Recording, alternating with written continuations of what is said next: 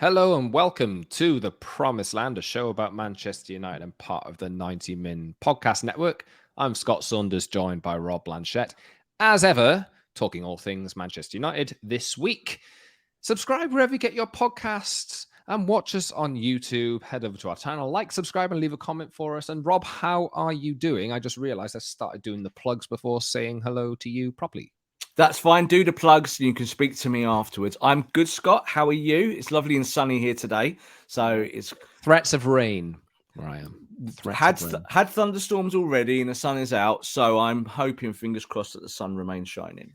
Like typical British people, we've been talking about the weather. So we will endeavour not to talk about too much more weather. We'll talk about Man United.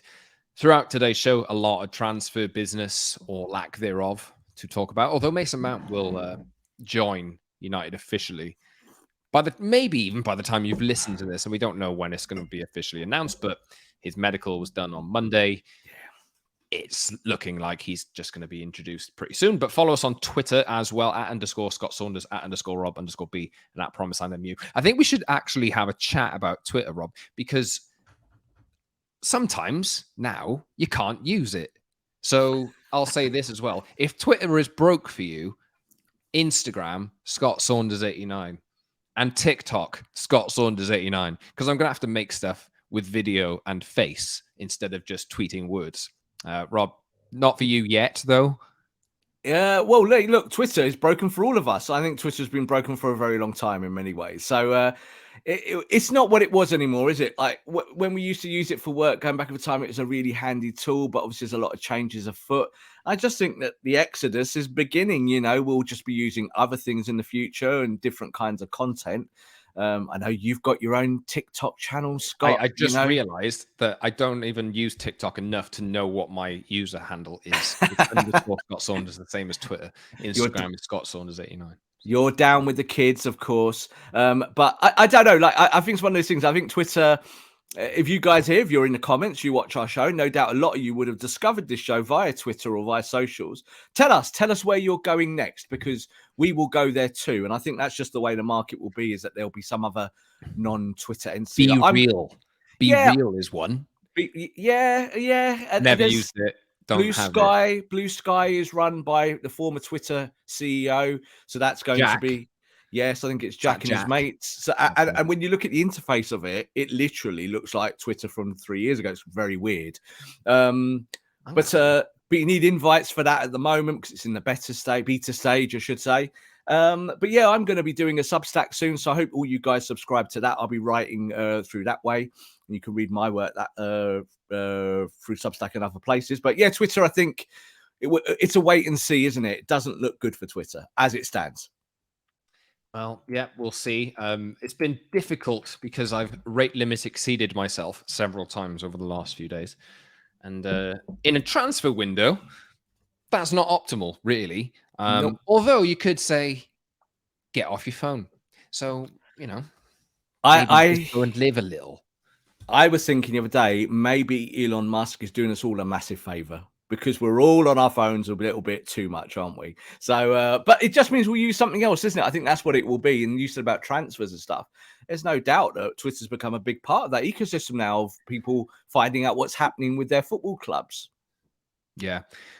TikTok @ Scott Saunders. I'll probably be having to use that into the new season because I'm probably going to be doing a lot more podcasting and video anyway. Also, my poor personal friends and people that I've known from school, etc., will have to digest maybe football content on Instagram as well that I've known for the last 10, 15 years. Sorry. But yes, Instagram, Scott Saunders 89. Anyway, also, if you want to speak to us in real person, not just on Twitter or Instagram or something, join us in Las Vegas from July 28th at UnitedCon. United on their preseason tour. They'll play Borussia Dortmund in Las Vegas. Visit united-con.com to book your place now if you'd like to join us. Not just us there. There's plenty of former United players there. Brian McClare, I think. There'll see David May, a bunch of different people. I've seen Andy Mitten on the list as well. So united-con.com to book your place now. Today we'll be talking Man United transfer targets, Rasmus Hojlund, Andre Onana, Sofyan Amrabat, and what all this kind of means, because we all know that United are saying that they have FFP issues to contend with. Did we talk about that already? Yeah. We talked about FFP in general, but we didn't talk about Man United specifically. Let's start the show with that then. Yeah. How much do you buy into that? Well, as I said last week, and I think someone quoted me on it as well on Twitter, I believe that FFP is mythology. And what I mean by that is that it just gets used, doesn't it, as a kind of like, oh, we can't do this because of FFP. And then on the other side, it's like people go, oh, well, they're not going to buy any players because of FFP. And you're like, well, no and no. I have a question.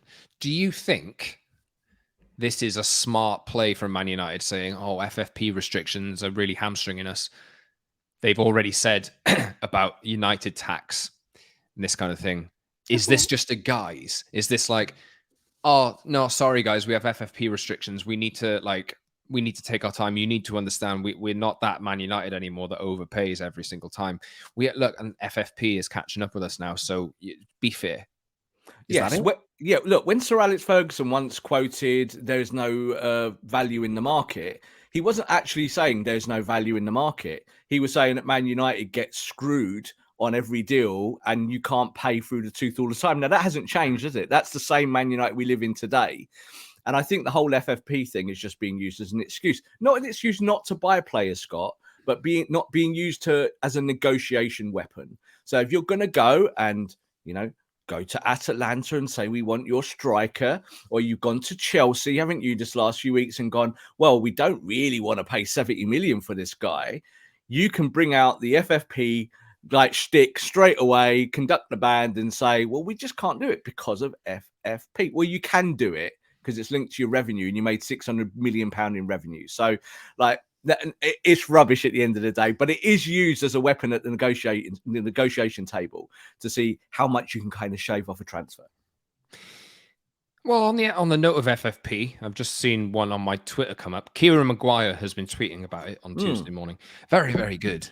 He's great. Kieran Maguire, go follow him. I'm sure he doesn't listen to this podcast, but he's been on my podcast. He's been so he knows Rob personally. He's done us twice. He's done twice the United Masterclass.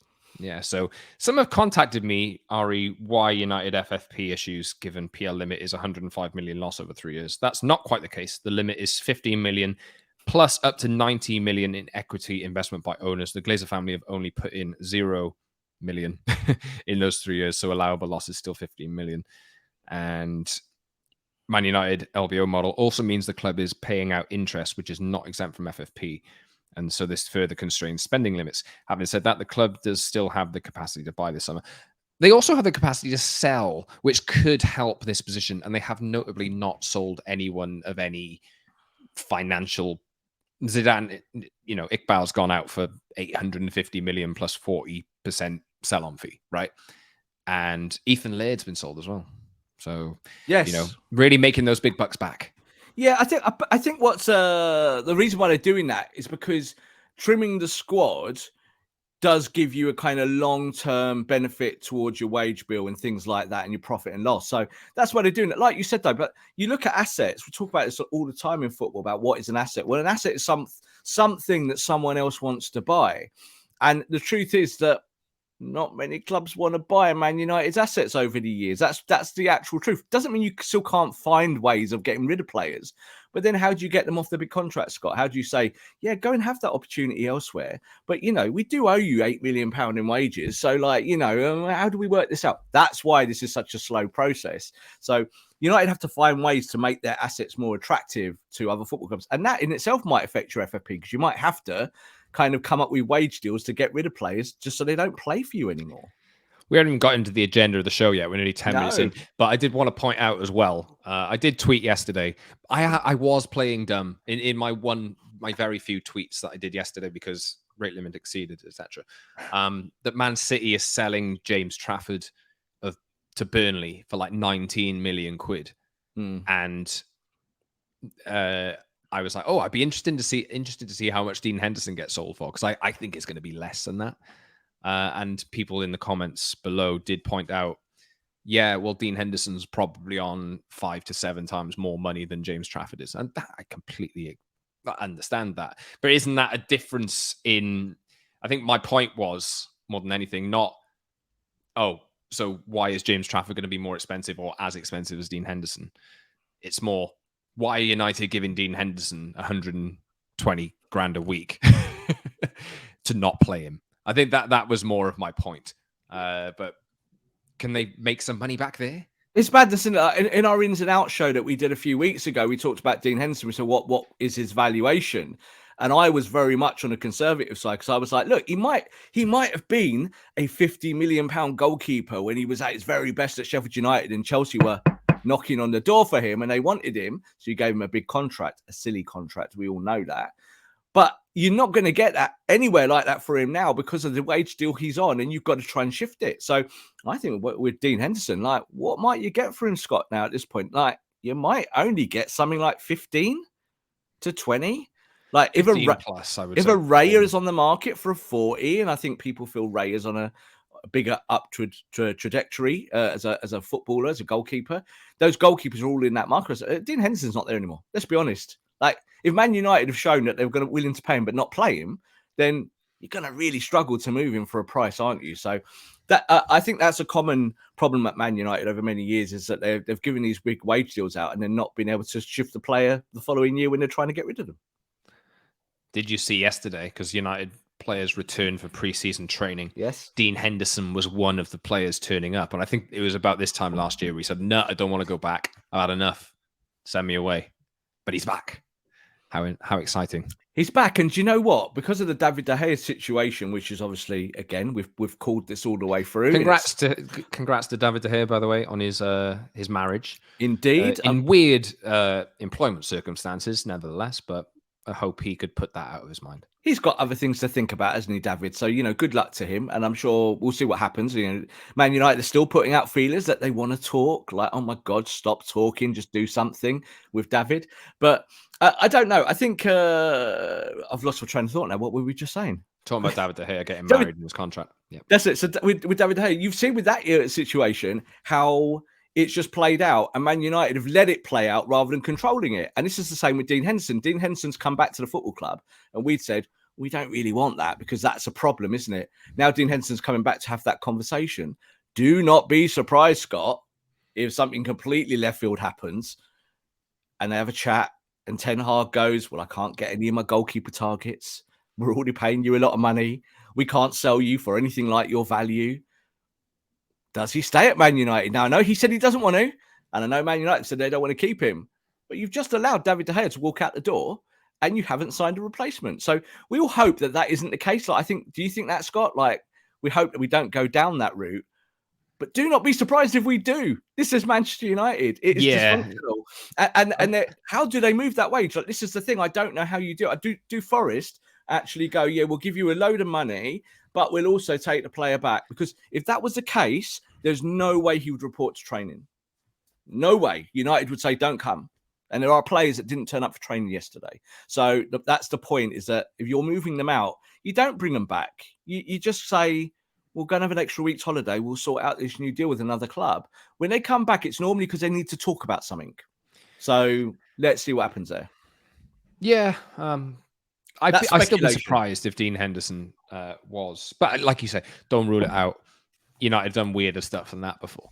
But I think it's just a case of, I know Tom Heaton's re-signed, so he's around, but obviously De Gea is out of contract as it stands, and it would be a little bit weird to just go into pre-season essentially without a goalkeeper. So we'll talk. I think all of these deals, Rasmus Hojlund, Andre Onana, Sofyan Amrabat, are all conditional on each other to a sense, because obviously we talked about connected. Yeah, all connected to FFP, which we've already talked about, which we should start talking about. We'll come back to the goalkeeper after Rasmus Hojlund, but we think, from what we understand, I don't know whether you've heard anything different, Rob, but United are working on Rasmus Hojlund as the number 9 that they want. Yeah. Now, given the FFP constraints and given all that United have tried for Harry Kane, they've tried for Victor Osimhen, these kind of things, and they've decided, well, we ain't got much money, so we need to be a little bit careful. Mm-hmm.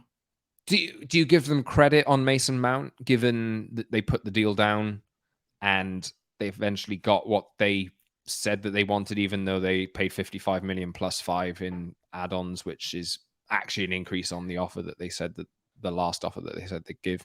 But did the principle work? I suppose is what I'm trying to ask. No, not for me. Really not. Like first and foremost, football clubs are there to do their deals, and there's no such thing. You hear it in American sports a lot about which club wins the trade. Who wins the trade? You know, is it this team or is it that team? Who won that trade? And I think with Mason Mount, in years to come, we might look back and go, well, that was a really good signing for not a lot of money. Chelsea feel they've won that trade because they got 55 million for a player who's on 1 year left of his deal. Now, if you want that player, go and execute it. But I think the Hojlund one is where it gets interesting, and we should talk about that because there's no doubt that Harry Kane is on the market, and at Man United are looking at this now, and they have edged towards exactly what you just said. There is they're thinking, right, hang on, we could go and get Harry Kane, we could get into that now and start playing that game and do it all summer long. However, it's now a little bit too close to the season. We're getting closer to the season. We're getting closer to pre-season. Harry Kane is testing the water. Bayern Munich obviously making a ton of noise about that. You got new manager at Tottenham. There's going to be talks there going on. And I think when you look at someone like Hojlund, they're trying to get him for a price that they feel is acceptable, but then in the terms of development because of the potential. So they look at Hojlund as a kind of next generation star, but they want him now. And I remember we did a show where we talked about Man United trying to get players before they've suddenly got ridiculous value on their head. Mm-hmm. So this is why they look at Hojlund as a potential. Is Hojlund a finished article? No. Like if Hojlund starts the first game of the season, there's absolutely no guarantee that he'd be a success, Scott. There isn't. Like he's young and he's raw. But young and raw at 30 to 40 million is okay. Young and raw at like 60 to 70 million, then you might as well just start putting your eggs in a Harry Kane basket and trying to pay more money for a much better player, isn't it? Or someone who's a finished article. So yeah, a wait and see, I think, with Hojlund, but they are very, very interested in him, and they do see him as this kind of project that they can take and go in line with the United project. You know, the Ten Hag project, moving on, improving, and then maybe having a really world-class striker in maybe a couple of years' time. I mean, I don't hate the idea. Like, I've been asking for years for United to stop chasing the marquee signing who costs 90 million. And they even did it last year, really. I wouldn't call Anthony a marquee signing, but like they still ended up paying a hell of a lot of money for him over the odds. Yeah. And you can see how much pressure that really adds to the player, especially in their debut season. Like he didn't, of course, like on the football side of things, he didn't have the greatest season, but I think there's some merits in his play that will develop. But on the Hojlund side, you know, I think this doesn't strike you as an option that he's not going to come in and say score the 25 goals that Harry Kane would have scored. Maybe he could, but at least he's got some of the principles of hard work. He's a big unit as well. Big unit. He'll run around. He'll pressure. He'll do everything that Erik ten Hag really wants in a striker, like kind of like Wout Weghorst, but younger and hopefully better. Young Wout. He'll be a young Wout. Younger, hopefully better. I think he wants to play for United. He does. He's come out as a United fan in the past. But obviously, in the grander scheme of things here, I think United and Atalanta are working on a deal at the moment for a fair valuation. I think United have a cap, like we reported on 90min.com yesterday, of like, I don't think United really want to go above 60 million euros. I think Atalanta want more. Can they find a happy medium with incentives? Can they find a happy medium with add-ons based on goals scored and appearances made over the next few years, this kind of thing, as he does develop into hopefully the player that United think he can become? United really need to make sure that they don't overcommit, especially on the down payment this summer, because otherwise it'll impact on the other positions they want to strengthen in. And that is where we'll do. Maybe if you want to round up on Rasmus Hojlund in a second, please do. But I think United want Andre Onana from Inter as well. And this is another kind of one of those games where Inter needs some money. But I think United are waiting to see really how much they end up committing to Hojlund before moving on Onana. Maybe that it'll work out another way round. But I think it's encouraging, at least for me, to see that United have decided on the players that they do want, and they will act accordingly based on how much their budget stretches, I guess. Yeah, look, Man United have got the irons in the fire. We know all of this. We know they're kind of looking at all of these transfer targets and working on the deals. And, as we touched on there's no doubt striker is the number one priority, and then goalkeeper is number two. But because of the David De Gea situation, that has really elevated that now, isn't it? Like, this was a conversation that Man United only a few months ago didn't want to have around the goalkeeper. Like, they felt that De Gea might stay, and they'd already given him a contract and he had signed it and they were going to sign it, and then they didn't sign it. And guess who turned up for pre-season yesterday? Dean Henderson. So there is that in their pocket. And that's why I think that the manager still wants to have communication with Dean Henderson, because the Hojlund deal, it's not a sink or swim, Scott. But if you don't get Hojlund, if you decide that you're not going to get one of those players who are in that, say, 30 to 40 to 50 million pound bracket to be a development striker, you might have to pull the trigger on something a lot bigger. Like, you might have to, because you've only got to look at Arsenal, and Arsenal have gone, we nearly won the title last year, and we're going to try and make sure we win it next year. And they're making those moves of a club in that position. Man United are not in that position, but you're in a halfway house. So, like, you've got teams chasing you. Chelsea are going to be back. Liverpool are going to be back. You can't just buy a 18 to 20-year-old striker and expect that their goals is going to keep you in the top four. You cannot. So Man United have to, I think, balance that. As you said, they want Onana. There's no doubt they do want Onana. Inter are willing to sell. Onana's willing to come. These things can get done quite quickly, but United have got a lot to balance at the moment and juggle in terms of what they do with their striker position. Well, you mentioned there, let's say they do get Rasmus Hojlund. You can still play Marcus Rashford through the middle. You have Garnacho, you have Sancho. You can still have Anthony Martial, as far as I know. You still have Anthony Martial, and the chances are that you're not going to sell him because of the same problems that we've already said about Dean Henderson on a massive wage. Martial's on twice as much as Dean Henderson is, at the least. So I think Martial's out of contract at the end of this season. Similar contract situation to David De Gea. Have an option. United have an option to extend it. I think it's the end of the season. Option to extend it. Will they trigger it? Is it a wise move? Would you not just prefer to get that wage off your wage bill at the end of the season? Maybe this is Anthony Martial's make or break season. If he isn't delivering, if he's injured, you've got a young player who can then come in. Maybe he'd be first choice anyway, but you can rotate between whoever plays better gets the position.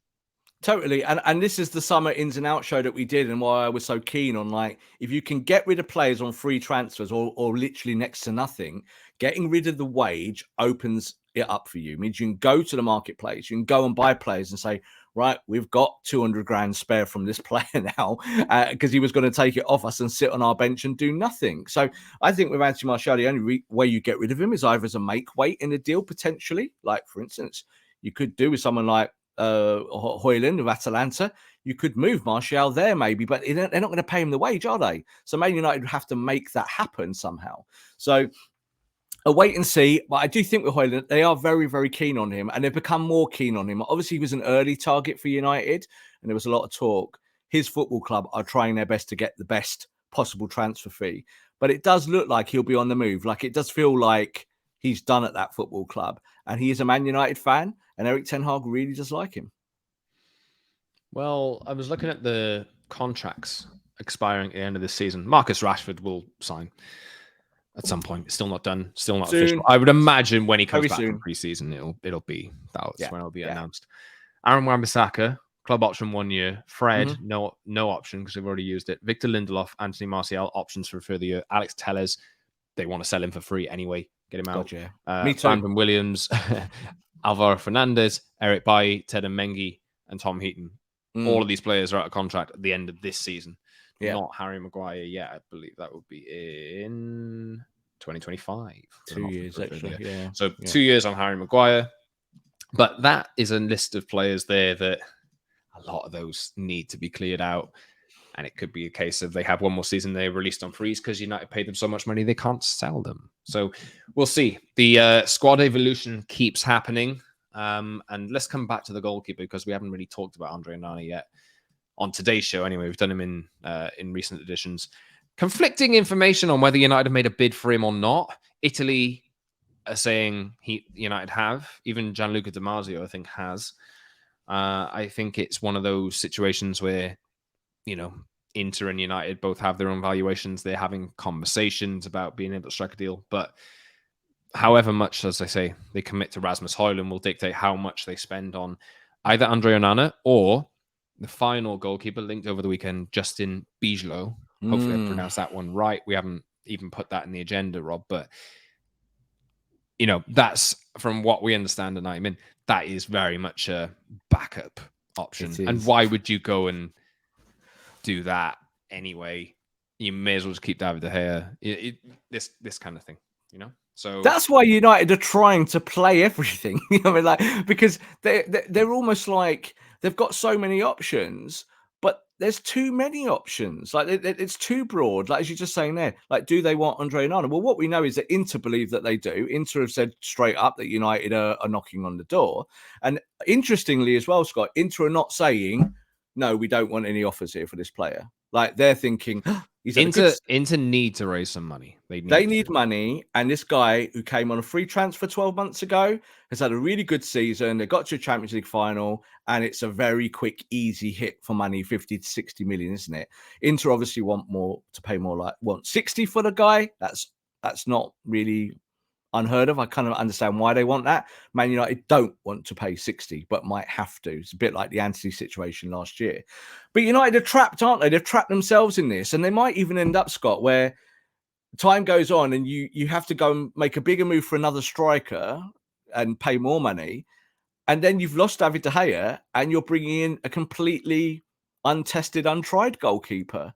And you might lose football matches that way rather than winning them. So that's a problem for United, and they need to navigate that quickly, and they need to sort this out. Like I would say to you, don't I? Like transfers do run on late into the season. I don't think that's strange at all. But United need to look at what they're doing, because I still think that that's up in the air because we don't know who the owners will be. I think the manager knows that he'll have players coming in, but there are definitely players that have to go out. And United are not making moves with that, are they? Like a lot of these players that you could be selling, they haven't found buyers for, because let's be honest, a lot of these players are on contracts no one wants. Yeah, I'm going to stick I think they'll get both of them. I think they'll get Hojlund and Onana. I think they'll get both as well. And we said this with Mason Mount because they are gettable. So that's the way I look at it. So with Mason Mount, people are like, oh, the Mount deal is dead. It's dead. It's dead. And we kind of talk to people, and the clear indication was the deal was never dead. It was just a case that United didn't like what Chelsea wanted. Chelsea were pushing their luck, but the player was absolutely steadfast. I am going to Man United. So when you're in that situation, I think it will get done. That's what we're feeling and hearing with the other two players. That Hojlund wants to come to Man United, and Onana likes Ten Hag, wants to come to Man United, likes the manager, obviously played for him at Ajax. So that's why I also think they get done. Because these are players in the gettable strata. They're in that 50, 60, 70 million pound bracket. Strata. Yes. Wow. Yeah. Strava, No, you used it right. I was just... Stratosphere. Yeah, Strava. Okay. That's a good. Yes, there we go. A word to describe a transfer. But they are gettable, and if you can get them, then you carry on working on those deals. And if you believe that player wants to come, it's very rare that a player can't force his way out in that situation. Mason Mount did it with Chelsea, with a club that he loved. He's a Chelsea boy, and he still said, "I want to leave." I think these other two players, they'd really like to play for Man United, and especially a Man United team in the Champions League now. Very, very important point. Absolutely. And that was for Mount as well. Mason Mount, come to Man United. He's not giving up Champions League football, is he? He's getting it. And he'll get all the Champions League bonuses and appearances and opportunities. And that is big for footballers when they're trying to kind of go to a new place. So these three players altogether, they could be United's three signings. What do you think, Scott? I think so. Yep. I don't know how long it'll take. I'd like to think they will be done by the time the new season starts. And that is... You think, oh God, no, surely they'll be done before then. I mean, we are talking about Man United. But no, I think three of those signings, they still need more. Like I think we said at the start of the summer that they need about 7-8 players to truly compete. Taking those players and getting them in and then working, wheeling, dealing, trying to sell players. Because let's remember, there's still 2 months of the window left yet. There's still plenty of time. Even though you look at a club like Arsenal, who are going to wrap up Kai Havertz, Declan Rice, and Jurrien Timber by this week. Basically, they're going to wrap all of those 3 up, and you think, in an ideal scenario, United would be in that same situation. Even if United sign these 3 players, Hojlund, Onana, and Mason Mount, they're not necessarily coming third next season, which is a whole entire conversation. But at least they are moving towards the long-term goal of remodeling the squad with players of the right profiles. And you might almost, lo and behold, Man United fans will not want to hear this, but you almost may have to take a step back to take a step forward. That's what Arsenal did. Arsenal did exactly that. They kind of had initial success, won an FA Cup, didn't they, Arteta, in year 1? Then they stepped back, they struggled, they brought in young players, they blooded them, and they found a way to become a better football team. Now, I'm not saying Man United are going to say, yeah, we'll happily take 5th next year. That's not true. But I think when you look at the wider aspects of it, Scott, you just talked there about expiring contracts. And the one way to get rid of those is to let them expire. So there is a chance that if you've got 9 players that you simply cannot shift, that you have to just lick your wounds, keep them in your squad, not buy replacements yet, save the cash over a year, and let them expire and let them go. Now, football clubs generally are not into that. They don't like players walking on frees, but it happens in other sports all the time, where your contract expires and everyone goes, thanks a lot, big hug, off you go. And that might be a way for Man United to rectify their wage bill. They might not be able to do it this year. I suppose the ideal scenario there, and what I would request is, if you have a decision, stick to it and don't change your mind a week in advance. Anyway. And that's why I think Dean Henderson has reported for training, because I do think that Ten Hag, who obviously wanted Henderson once upon a not so long ago, he liked Henderson, but Henderson clearly 12 months ago wanted out the door. There was obvious reasons for that, not happy. He might now look at his own lot and go, well, do I really want to go to Nottingham Forest, maybe a reduced contract? And am I really closer to the England squad or winning trophies? Or if I talk to this manager and he says to me, well, David De Gea's off now, like we're done with De Gea, what do you think? I'm just putting it out there. I mean, it's not the worst plaster in the world for a year, but I wouldn't do it. You wouldn't do it. It's bad business, but it's not. It's not to say it's not what will happen, because Man United have got a goalkeeper who's one of the top 20 goalkeepers paid in the world. Yes, Dean Henderson is that. Yeah, and what do you do with him? Do you just give him away? Or do you actually try and use him? And I think the Man United in this scenario might try and use him, because I think De Gea's camp's being deliberately coy as well. De Gea's got offers on the table, and we're either just going to hear tomorrow that De Gea is gone and done doing something else. I think it's highly unlikely that they will sign any contract with Manchester United now. Let's wrap the show with Sofyan Amrabat. Man United have been offered the chance to sign him from Fiorentina. As Rob correctly pointed out before the show started, he is 26, not 29, like I thought he was. Famous for Morocco's run in the World Cup. And I don't think this is as much of a, oh, look how good he was in the World Cup, let's go buy him kind of thing. But this is a player that has been, I think he's worked with Erik ten Hag before. Obviously, that's a prerequisite for any signing that United have made. Erik ten Hag has had to have seen him at least 5 years ago. No, I'm joking. But he plays for Fiorentina and did well for them last season. From my understanding of it, he wanted to join Barcelona. So do a lot of players. Barcelona can't do deals because of their well-publicized financial position. Yes. That's why we've seen Marcelo Brozovic go off to Al Nassr. That's official now. But these kind of players are similar profiles, and we're waiting to be Sergio Busquets' replacement at Barcelona, but just Barcelona can't do anything. So they're telling everyone in the market, wait, let us sort out our finances. Yeah. And some players are like, I'm going to be waiting forever, guys. I think Amrabat is one of those. Atletico Madrid also want him as well. Price of 30 million quid. I like this one. Do you like this one? I do like it. And I think, again, this works in the bigger ecosystem of transfers. So I've spoken a lot about Romeo Lavia. I spoke about him last year when it was pretty evident that Southampton were going to get relegated. I put out a load of stuff and said, look, this is where Man United now need to go and act. Go and get this player. He's young. He will cost a bit of money. But if you get him now, you're going to get a really great player. He might become a world-class midfielder. Now, as time's ticked on, Man United haven't done that. We know that Liverpool are in for Lavia. We know Chelsea are in for Lavia.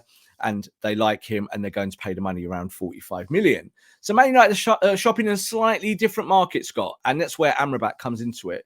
Kind of 26 to 30 million, a really good player, decent age at 26. And we've talked a lot, haven't we, about the coverage for Casemiro. That's been one of the little bugbears that you and me both have had, is that you cannot really go into a new season without someone who can do the number 6 work properly. Like not Eriksen, not Bruno, but someone else. And I think someone like Amrabat, and I said this to you off camera as well, the fact that Man United have decided that Sabitzer was a failed project, they're not going to pay 10 million for him, they're not interested, his wage completely comes off the book straight away, goes back to Bayern Munich, that you could go get someone like Amrabat, who played for Ten Hag at Utrecht, knows him very well, developed him, and have a relationship again. And yes, it's another former Erik Ten Hag player. So I like this deal. And I think if you could go get it done, because again, he's a player that improves your stock. And then you can probably give away a Fred, give away a McTominay, get them off your books a little bit more easily. But I like it. I do like it. I do think, as you said, Atletico Madrid are in the mix, and they might well be favourites at the moment, but we'll wait and see on that. But Ten Hag can talk to his player directly because he knows him. Well, there's also the issue with Atletico Madrid and La Liga rules in general. You can. I think Atletico have agreed personal terms with him, but have not agreed a fee with Fiorentina. So that could be an actual big stumbling block. I know Atletico want to sell the likes of João Felix and this kind of thing, but I even heard that they might have trouble doing that. So maybe it does leave a gap open for United. But I think United are in a similar boat if they have Rasmus Hojlund and a goalkeeper to decide on before they go and. Maybe they need to work out how much all of this is going to cost. Maybe they can do it and then sell later. I don't know. We'll see how it works out. Well, his representatives are put out to clubs to feel around about obviously what the wage deal he would like. And as you said, Atletico have agreed to that, and Manchester United have agreed to that too. So I don't think United look at the structure of his wages or anything as a problem. You can bring him into the club. That wouldn't be you could absorb him, happily for someone that can help you. But I do think that it might end up being a bidding war, and it might actually come down to 2 or 3, 4 million. United might say we're not going above 26, which was the price being quoted yesterday or being banded around. And if someone gives Fiorentina 30, 32, 33, 35, that might be it. And he is a good age. Like I said, at 26, I think there are going to be plenty of suitors for him. And he's a good footballer, and he would help Man United's midfield, definitely. Fiorentina's CEO said this week, "We've not received any bid or proposal for him at all. He's a Fiorentina player now. If an offer comes in, we'll consider it." So, yes. He is on the market. Liverpool wanted him before as well. I think he's had interest from a number of Premier League clubs. Anyway, we do need to close down the show. We've been going for 38 minutes and other stuff beckons. But we hope that you have enjoyed the Promised Land today. Any final thoughts, Rob? No, just thank you to everyone that's been watching the show and enjoyed it. And hopefully in the new season, we'll bring you a whole load of fresh content and some different stuff this season. We're ticking along with transfers now. And yes, of course, if you're coming out to Las Vegas, come and see us at UnitedCon. We'd love a good chinwag and gossip with you. And we can talk about Man United and what they're going to do next. Yeah, sorry if there was a little bit of abruptness in the wrapping up of the show today, but apologies. As Rob says, Las Vegas, July 28th at UnitedCon.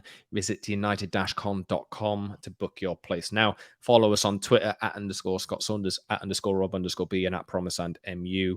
If Twitter is broken, @_Scott Saunders on TikTok.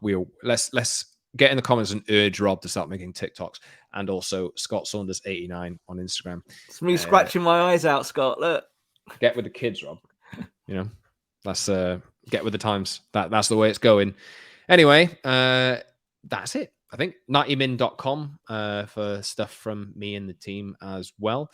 Visit there, and we'll see you soon, everyone, for another Promised Land podcast when hopefully Mason Mount is announced as a Man United player officially.